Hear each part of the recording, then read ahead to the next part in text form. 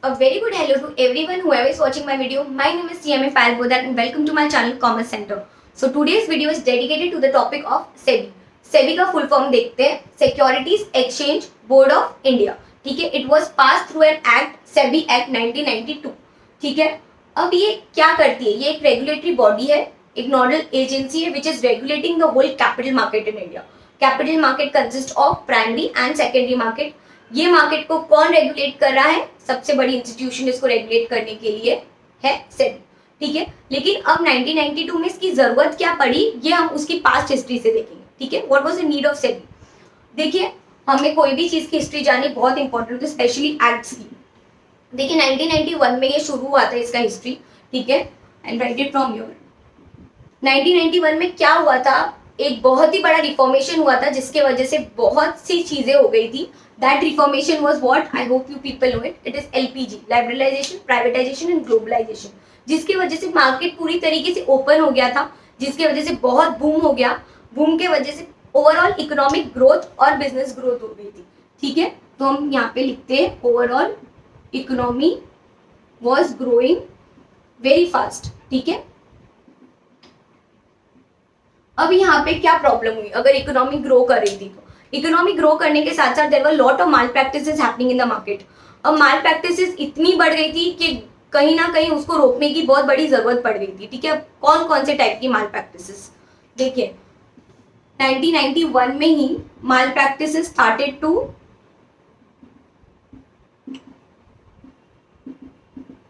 ठीक है, securities market की बात करें हम, बिकॉज अभी हम कैपिटल मार्केट सिक्योरिटीज मार्केट में है, तो उस मार्केट में बहुत ज्यादा क्या हो गई थी? Malpractices. What are the types of mal, क्या क्या हो रहा था? ठीक है, हम देखते हैं. देखिए, आप माल प्रैक्टिसेस के एग्जांपल्स लिख सकते हैं. There was delay in the delivery of shares. जो भी शेयर्स की डिलीवरी थी उसको डिले किया जा रहा था. ठीक है, it's a kind of mall practice.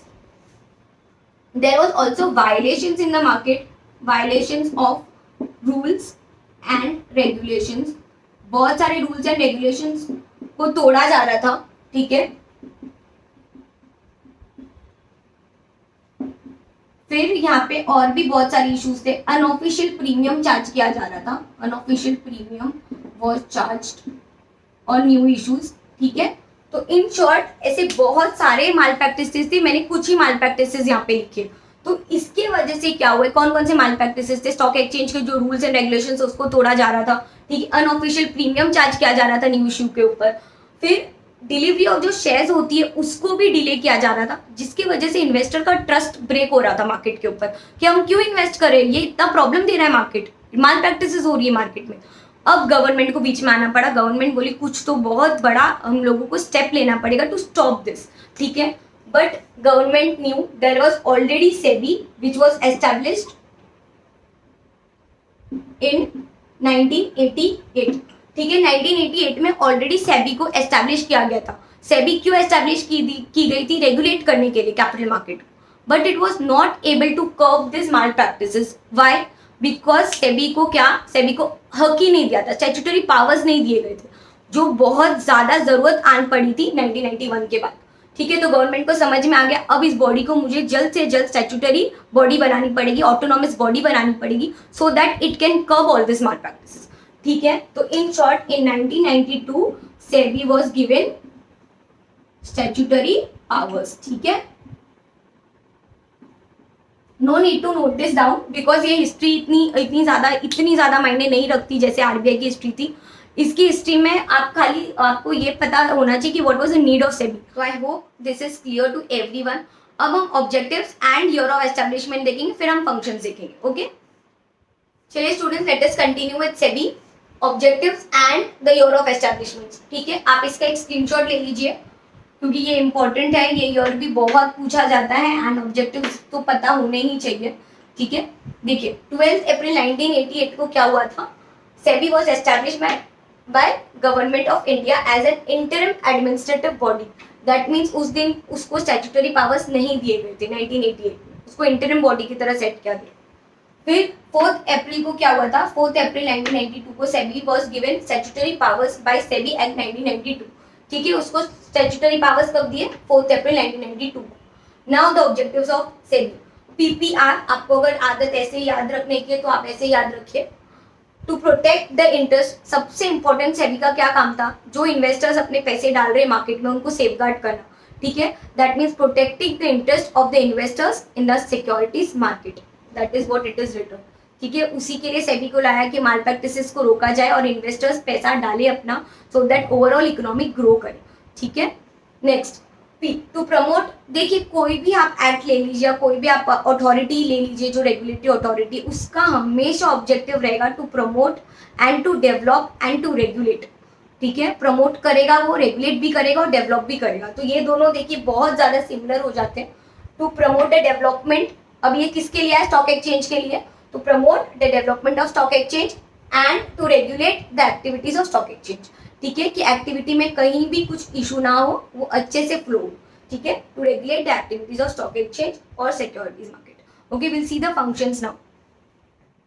चलिए student, let us start with the last part of our SEBI, that is the functions of SEBI. इसको 3 तरीके से डिवाइड कर दिया गया क्योंकि सेबी का बहुत ज्यादा काम होता है, ठीक है। तो इसलिए protective functions, development functions and regulatory functions. Okay, the most important is protective because जो भी हमने ये सेबी को लाया है वो उसका मेन पर्पस था प्रोटेक्शन ऑफ द इन्वेस्टर्स, ठीक है।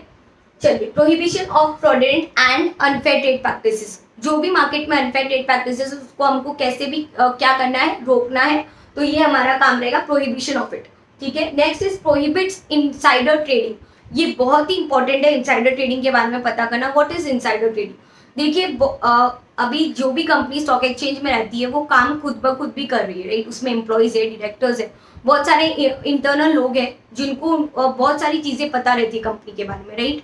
For example, any company is actually going to issue bonus shares, for example, ठीक है। मैं एक इनसाइडर ट्रेडिंग का एग्जाम्पल दे दूँ, तो अगर बोनस शेयर्स इशू करने वाली है तो हो सकता है उसके एम्प्लॉयज या डायरेक्टर्स को पता है, तो वो क्या करेंगे, वो भी शेयर्स देने की मार्केट में अलग तरीके से कोशिश करेंगे।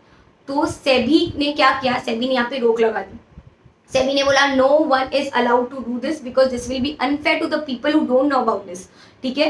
दैट इज सबको इक्वल स्टेज पे रखना है। सेबी ने बोला भले आप कहीं के भी डायरेक्टर हो, आप कहीं के भी एम्प्लॉय हो, आपको कोई फायदा नहीं मिलना चाहिए बिकॉज स्टॉक मार्केट सबके लिए एक है। Okay, so that is the way it prohibits insider trading. One of the biggest बोल सकते हो ये प्रॉब्लम थी 1991 में इनसाइडर ट्रेडिंग की, जो बहुत सेबी ने क्या की, कर्ब करी।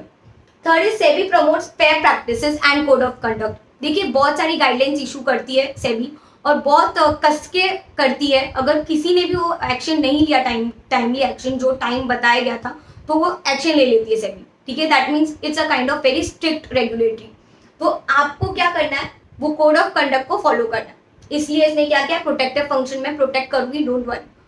Next fourth, SEBI undertake steps to educate the investors. देखिए सेबी खाली ये नहीं बोलती कि मैं ध्यान रखूंगी, मैं तुमको एजुकेट भी करूंगी कि तुम खुद का एज ए इन्वेस्टर ध्यान रख सको, ठीक है। क्योंकि मेरा मेन काम क्या है, promoting the overall economic development through stock market. इसलिए वो क्या करती है, एजुकेट करती है इन्वेस्टर्स को, सो दैट दे कैन उन लोग को खुद को पता चले वो पैसा कहाँ लगाना चाहिए। Okay, the next is development, this is the most important ones. Development में इसका मतलब अभी जो भी लोग पार्टिसिपेंट्स है, ठीक है, उनको भी मुझे क्या करना पड़ेगा, ट्रेनिंग देनी पड़ेगी।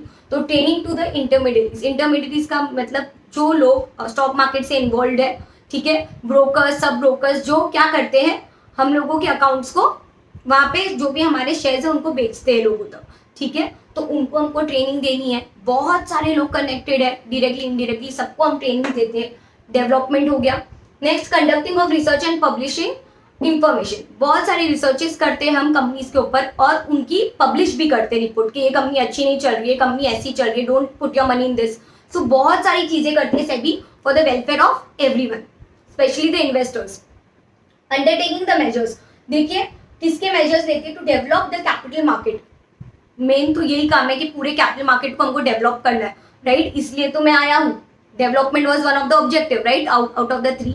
तो मेरे को क्या करना है, उसको डेवलप करना है बट फ्लेक्सिबल अप्रोच के साथ। फ्लेक्सिबल अप्रोच मतलब देखिए बहुत मार्केट चेंज हो रहा है, every day market is changing, every day some of the other thing is happening around the world, right.